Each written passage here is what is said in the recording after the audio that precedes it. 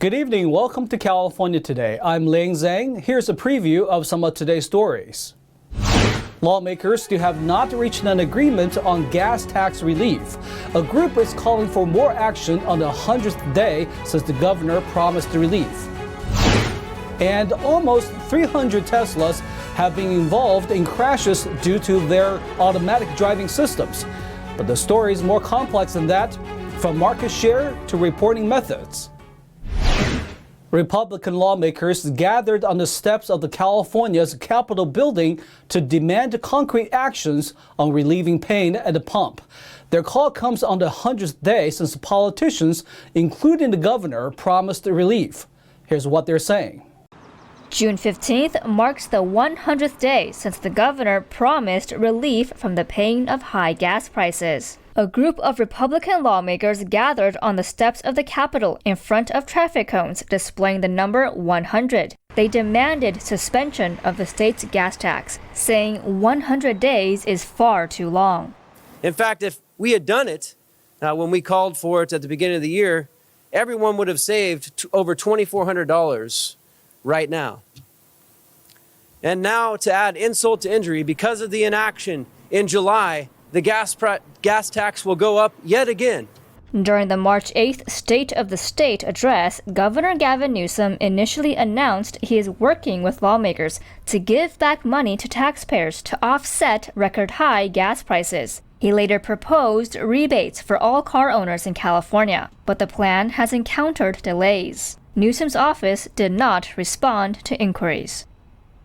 At a time when we have the highest gas prices, not only in the nation, but in U.S. history, we need real solutions that will ease the burden on families, not increase the load. The governor needs to lead, to put political agendas aside and support the needs of the people. Valladares pointed out that the state's gas taxes are set to rise again on July 1st, from 51 cents to 54 cents per gallon. My district is a commuter district in Los Angeles where the average price of gas is $6.50. And that's for 87 octane. She said that in her district, one business owner who is spending $300 a week on gas has to resort to sleeping in his truck to cut down on commuting costs. Since January, 4 major proposals have been introduced to provide relief. They include suspending the gas tax and various rebate proposals. But these measures have either stalled or failed to pass. Republicans have put forward solutions again and again this year, with our last attempt being a bipartisan solution that would suspend the gas tax for a year. The Sacramento Democrats managed to pass an entire budget on Monday with no mention of gas price reliefs for Californians. Remember, these are your tax dollars, and they're using them for their own agenda. Other lawmakers said suspending the gas tax would have less impact on the state's nearly $100 billion surplus. And suspending the gas tax for a year would cost less than 10% of that surplus. The best Capitol Democrats could come up with is a $200 refund that is months away from being sent out, if it ever gets sent out at all. Currently, California is the only state with an average price exceeding $6. As of June 16th, the average price for regular gas was $6.43 per gallon statewide. With more self-driving cars on the roads, there have been an increase in car crashes involving automatic driving and other driver assist systems. Tesla makes up for a majority of the crashes. According to statistics released Wednesday by U.S. safety regulators, there were nearly 400 crashes over a 10-month period involving vehicles with partially automated driver assist systems. 273 of those were Teslas. Tesla's crashes happened while vehicles were using autopilot, full self-driving, traffic-aware cruise control, or other driver assist systems that have some control over speed and steering. The company has about 830,000 vehicles with the systems on the road. They are not fully self-driving, they're not fully autonomous driving vehicles at all. So they're only meant to assist your driving. You, as the driver in control, must always be paying attention to the road ahead of you. But most drivers like the system and still trust it to an extent. Honest, man, I love it. I think the autonomous features of the Tesla are great, man. Especially for long road trips or for commuting, in and out of work or whatever the case may be. I don't feel comfortable using autonomous driving in construction zones and areas like that are very non-standard. But that's a rarity in your driving. And if you're paying attention, you see it coming, you disengage, you drive yourself, then you go back to autonomous driving. Honda is next highest with reported crashes at 90. It says it has about 6 million vehicles on U.S. roads with such systems. Subaru was next with 10, and all other automakers reported 5 or fewer. In a June 2021 order, the National Highway Traffic Safety Administration told more than 100 automakers and automated vehicle tech companies to report serious crashes within 1 day of learning about them. The agency is assessing how the systems perform and whether new regulations may be needed. According to the agency, 6 people were killed in the crashes involving driver assist systems, and 5 were seriously hurt. 5 occurred in Teslas and 1 was reported by Ford. 3 of the serious injuries were in Teslas, while Honda and Ford each reported 1. Tesla's crash number may appear elevated because it uses telematics. Telematics monitor vehicles through GPS and get real-time crash reports. Other automakers don't use such technology, so their reports may come slower or crashes may not be reported at all. Auto safety advocates said driver assist and self-driving systems have potential to save lives, but that's not until NHTSA sets minimum performance standards and requires safety improvements to protect all road users. In an effort to stop sparking California wildfires, the nation's largest utility has started an ambitious project to bury 10,000 miles of power lines. The decision comes after the company faced numerous lawsuits for starting wildfires. Los Angeles City Council members have tentatively approved an ordinance that would prohibit the assembly and disassembly of bicycles on public property or sidewalks. The ordinance was tentatively approved Tuesday in an 11-3 vote. However, the ordinance required unanimous approval to pass Tuesday. So now it will be considered again next week when it only needs a simple majority support. During the past several years, we have seen a proliferation of bike chop shops, informal operations where bikes are disassembled and parts are sold or traded on sidewalks and other public spaces. Buscaino said his proposal would prevent these bicycle chop shops. Under the proposed ordinance, a chop shop is defined as having 3 or more bicycles, a bicycle frame with the gear cables or brake cables cut, 2 or more bicycles with missing parts, or 5 or more bicycle parts. Most often, these bikes are stolen and quickly disassembled and sold for parts. And unlike the motor vehicle, where VIN numbers are placed in multiple locations, serial numbers on bikes are usually only in one location. He said the ordinance would give the LAPD a necessary tool to reduce the number of bicycle thefts in Los Angeles. However, the neighborhood councils of Los Feliz, Atwater Village, North Westwood, and Palms issued statements against the ordinance. The Palms Neighborhood Council said, "The legal tools are already here. Instead, this motion would make illicit, in most circumstances, the street sale of and repair of all bicycles and would imperil and cast suspicion on street vendors of non-stolen bicycles, who often serve poor riders." The Los Feliz Neighborhood Council says it opposes the language of the ordinance, saying it will criminalize mundane activities of cyclists and risk increasing the harassment and victimization of already vulnerable populations, the unhoused and black and brown cyclists. The South Robertson, Northwest San Pedro, and Sunland Tejunga Neighborhood Councils issued community impact statements in support of the ordinance. The ordinance is modeled after one already in effect in Long Beach. That ordinance prohibits the assembly, disassembly, sale, offer of sale, and distribution of bicycles and bicycle parts on public property or within the public right-of-way. We are going to take a short break, but here's a look at what we got for you when we come back. California is putting in new water restrictions on people who As one supplier says, use water too casually. They are installing new pieces on water pumps to limit supplies for people who continue watering their yards during the drought. Motorcycles could be on the rise. With expensive gas prices, people are looking for other forms of transportation to cut down on spending. And a well-known chain store for pets is investing in animals, particularly through shelters. They say more adoptions are needed. One reporter went to a ceremony that they held. That and more on California Today.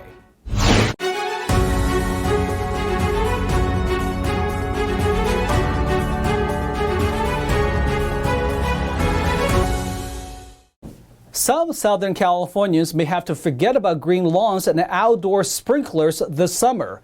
One water district is getting tough on water usage violators by unilaterally reducing their water supply. Let's take a look at how the restrictions work. The Las Virgenes Municipal Water District in Calabasas, north of Los Angeles, is installing flow restrictors. These are metal discs with small holes in the center that are placed into the main water supply lines to significantly reduce flow to homes that use too much water. These flow restrictors are installed for customers who really are not paying attention to how they use water. And that's really what we're trying to do. We're trying to get their attention. And frankly, we have to. We're in a drought emergency.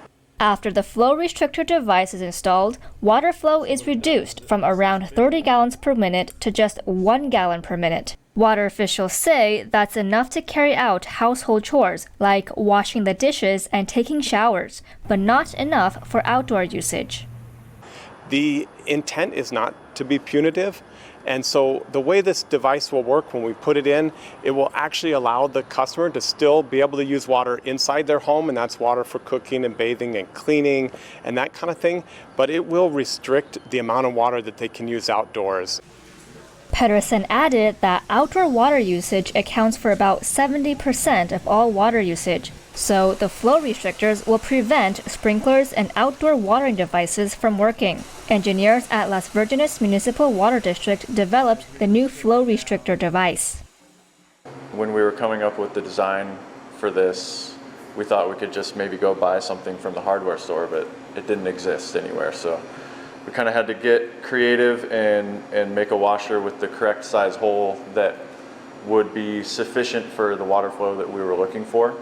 One resident was pleased with the flow restrictor and has installed them at his home.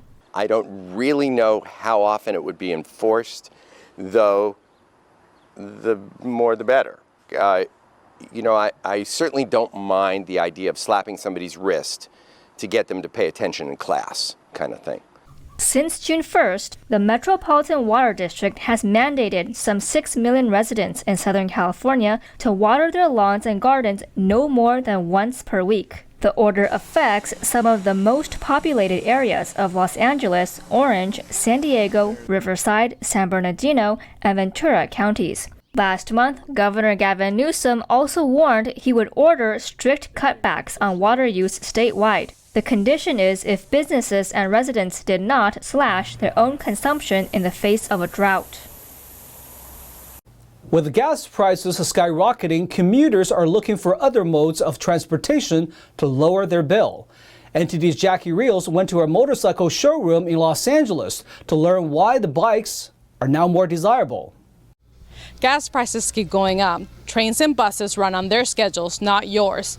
So is there an alternative and affordable way to drive around town? There might be. But first, there are certain things you need to know about before you drive around town on two wheels. At the Birds Mega Mall in Covina, California, rows of motorcycles await new owners. Neil Adams, the project coordinator, says the bikes make the commute worth it. Thankfully in California, we have OHV lanes that allow the motorcycle to split right down the lanes there, which makes it great. Instead of a 3-hour drive to go 60 miles, it takes you actually 45 minutes. Definitely worth it. Adams said technological advancements allow the bikes to have similar features found in cars. So the motorcycle takes a ton of cues from the car industry. So you'll see on a lot of bikes, you're going to have ABS, so the anti-brake system. You're going to have throttle controls on some of the higher end bikes. You can have traction control for riding in the rain, cornering, things like that. And when we get into the really like adventure bikes we can look at, they literally have gyros in them. So when you tilt the bike, it'll correct itself and put more power to where it needs to go and brake and everything else. So yeah, the advancements are literally identical to some of the high end cars out there. According to Adams, some motorcycles are more fuel efficient than others.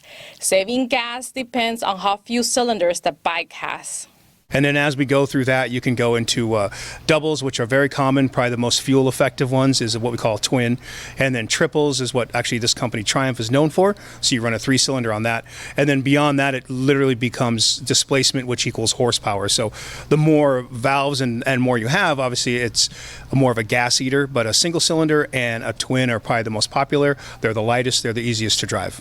When looking for a bike, Adams recommends trying in person to see what is a good fit, from controls, feel, and comfort level. I've never been on a motorcycle, but I'm just like everyone else. High gas prices, long commutes have gotten the best of me, so I'm gonna give this a shot. On Two Wheels, Jackie Rios, NTD News, Los Angeles.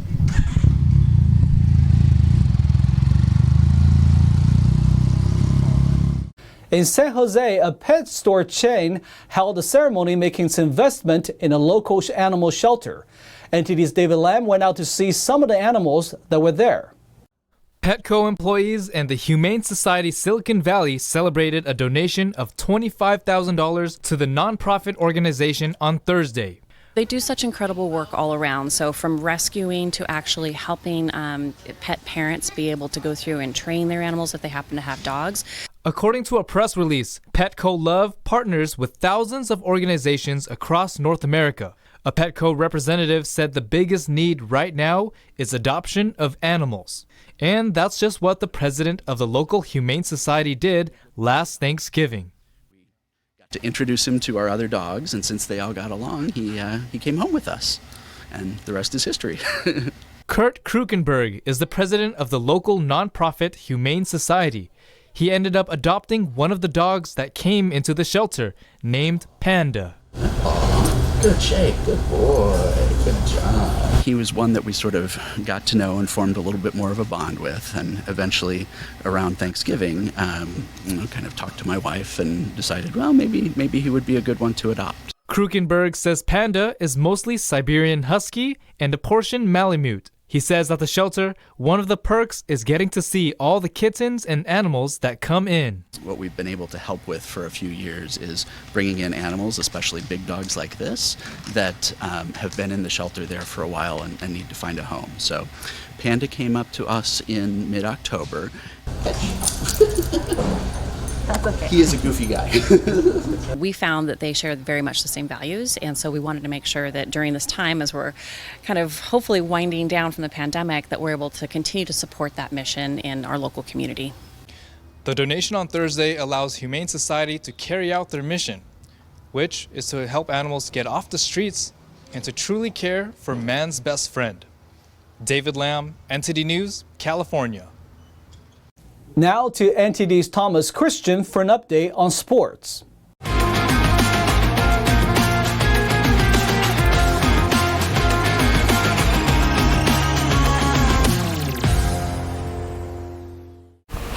I'm Thomas Christian giving you the California Today Sports Roundup. Tyler Anderson lost a no-hit bid with 1 out in the 9th inning while leading the Los Angeles Dodgers to a 4-1 victory over the visiting Anaheim Angels on Wednesday. On the verge of the third no-hitter of the Major League season, Anderson struck out former American League MVP Mike Trout to open the 9th inning, but reigning MVP Shohei Ohtani ripped a line drive triple to right out of reach of diving Mookie Betts toward the right field line. Anderson, a 32-year-old left-hander who has pitched for 5 clubs in the past 4 seasons, threw a career-high 123 pitches while improving to 8-0 on the year and dropping his ERA to 2.82. He wasn't even a member of the Dodgers rotation until late April when Andrew Heaney went on the injured list. After Ohtani's triple, Anderson exited, having walked 2 and struck out 8. Dodgers closer Craig Kimbrell entered and gave up an RBI single to Matt Duffy. Will Smith and Trey Turner hit home runs for the Dodgers, who swept the 2-game set with the Angels after they were swept in a 3-game series against the rival San Francisco Giants over the weekend. Dodgers 4, Angels 1. Manny Machado recorded his 1,500th career hit and belted a 2-run homer while driving in 4 as San Diego crushed reeling Chicago for its 6th straight road win. Machado's milestone RBI single opened the scoring in the first. His homer highlighted a 6-run 5th, and he added a run-scoring hit late for the Padres, who set season highs for runs and hits. The Padres also tied a Major League season high with 11 extra base hits. Chicago received 2 hits apiece from Jurickson Profar, Jake Cronenworth, Luke Voigt, and Jorge Alfaro. Off to a franchise-best 40-24 start, the Padres have won 10 of their last 13. The Cubs' Christopher Morel had 2 hits, including his 4th homer. Padres 19, Cubs 5. Pinch hitter Andrew Benintendi doubled and scored the tie-breaking run in the 8th inning, while 4 relievers combined to shut out host San Francisco over the final 5 innings as Kansas City avoided a series sweep.